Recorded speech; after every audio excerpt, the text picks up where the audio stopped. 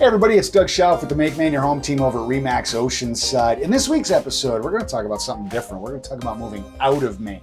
So let's do this. All right, everybody. So like I said, we're going to talk about moving out of Maine. You know, even though we're called Make Maine Your Home, we're going to talk about, hey, people have to leave Maine for whatever reason they have. And we're going to talk to you about some ways to do that to hopefully make your life easy and less stressed about just moving in general and leaving this great state of Maine. What we're going to talk about is normal for any move, but when you're moving out of state and potentially somewhere farther, it's like it can be a little more complicated, and we wanted to kind of shine some light on some things that can make it easier for you. So first thing is plan ahead. Just like any move, you want to have a plan, but when you're moving out of state, going across state lines, you're really going to want to plan ahead and maybe obviously do a lot of research about where you're moving. Watching videos like this about other areas. Doing the Google search. Find out some things about where you are going, so you know a lot about those local communities. So when you move there, it's not as foreign when you get there.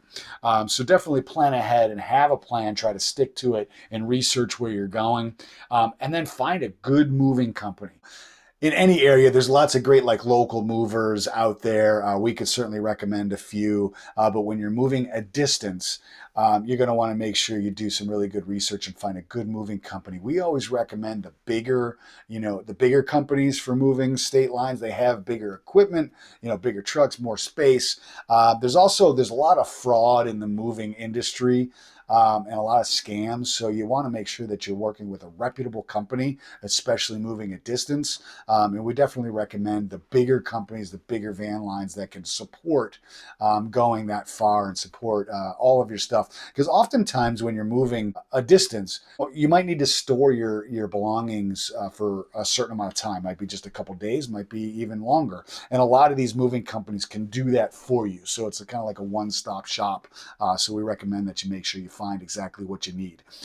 So then, when you are moving, especially a long distance, you're going to want to declutter and downsize as much as possible, because obviously you don't want to move things that you don't have to move, and pack carefully is kind of goes hand in hand with that, especially when you're moving a distance. You're going to want to make sure everything is secure, packed right, packed very carefully, so then when it goes on the truck, you feel more comfortable that it's safe and things aren't going to get broken and things like that. Yes, there's insurance to cover all those things, but it's better to plan ahead and make sure that everything's packed the right way and put in the trucks properly. The other great thing to do is, where you're going, find a good realtor to work with there. As we talked about on this channel, I'm a real estate broker, and honestly, we have a ton of connections locally, and we can kind of help you not just find a house or housing, but we can kind of help you get acclimated to the community, give you all sorts of referrals for whatever you might need, contractors, schools, all sorts of stuff.